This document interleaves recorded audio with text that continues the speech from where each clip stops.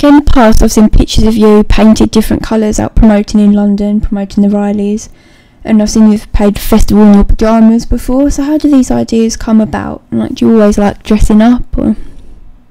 Yeah, I've always dressed up, I've always liked dressing up. It's side of me that will always want to get dressed up. So even if it's not out to do promo, I just like dressing up for weird things. But yeah, Joe and we realised that a good way of grabbing people's attention is by doing something a little bit different when all other indie bands are out there wearing their skinny jeans and checkered tops. We thought, let's do something different. And particularly at festival, the reason we did the pyjama gig, we were at Guildfest last summer, and we realised there would be lots of unsigned bands going around trying to get people to see them.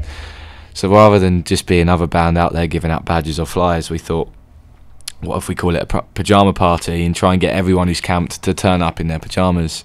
Yeah, the tent was rammed full of people in pyjamas, which was great. So it was really good fun. Absolutely, yeah, good idea. I think that was my idea.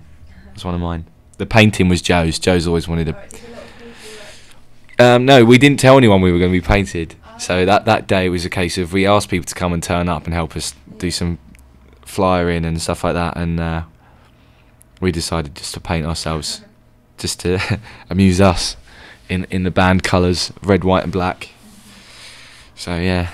You just started managing a young band called Just Me Again, and what do you look for in new music? What was it about them that stood out to you? They happened to be the first band to ask me. It's a weird thing with them because I taught them all how to play, and they're really quite young, and they are exceptionally talented for their age, and they're writing some very catchy songs. So it's more of a development project for them. I don't want to see them getting screwed over. I kind of feel a connection with them. But yeah, new music, I don't know what I look for. Just things, I like songs I can sing along to, as most people do, and stuff that I think a lot of young bands come out and they try and do this big heart-wrenching song, and they fail dismally. You should just try and keep it upbeat, try and keep it happy, get people dancing. It's actually almost harder to do. But yeah, that's the stuff that really gets me. Every now and then, if there's a really good singer-songwriter, then obviously but I have to be so good. There's so many people out there doing that kind of stuff that you really got to be incredible, in my opinion. You were recently at the Paul McCartney and Kings of Leon gigs in Hyde Park, and so was I. And as a performer yourself, what are your opinions on both of the performances? I thought Paul McCartney was absolutely awesome. His movement around the stage for a 68-year-old is incredible, and his voice was still amazing. He's got the back catalogue that anyone could want, like everyone was singing along to every single song. The band are incredible. Yeah, do you think he's going to carry on now he's older? I heard a rumour that was going to be his last ever UK show, but I think he's got the bug. He's always performed. It's what he knows. He's been doing it since he was 15 years. Yeah. So we'll see. There's plenty of guys that do go on. Tony Bennett, the crooner, he's 80. My mum and dad went to see him at the Royal Albert Hall this week, so he's still doing it. But yeah, the Kings of Leon one I was disappointed with. I love them as a band. I think the studio albums, all four of them, are amazing.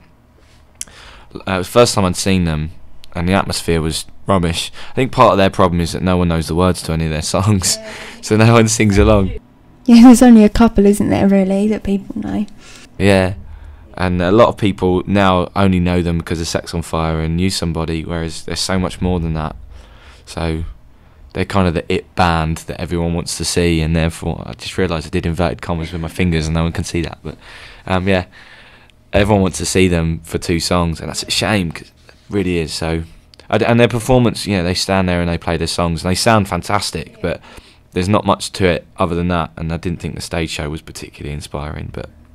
And what did you think about the support acts for both days? I'll be honest, I didn't watch the support for Kings of Leon because I'd heard them before and didn't really interest me. So I was sitting somewhere else having a drink. And for Paul McCartney, it was a great lineup, wasn't it? Yeah, me and my dad really enjoyed them too, yeah. And Crosby, Stills and Nash were the first gig I went to when I was 6, was Crosby, Stills and Nash at the Hammersmith Apollo. I mean, they're past it now, I'm afraid, because like, Stephen Stills has had a stroke, and they've all been really ill. It's amazing they're still on there doing it, and every now and then they have a glimpse of that moment that was what they were in their day. But yeah, it's still good to see them, and the songs I grew up listening to. So it was nice being with my dad, standing there singing along. So that was good. Crowded House, yeah, that was good fun as well. I was watching the England game before that, so I missed Elvis Costello. But yeah, I mean, it's a great lineup, but that's hard rock calling, isn't it? They always get good acts. So it's summer now, which means one thing, it's festival season. So if you had the chance to play any festival you wanted, what would it be and why? Good question. As a solo performer, I would love to have done Glastonbury in the left field tent. That would have been where I would have liked to have been. As the band,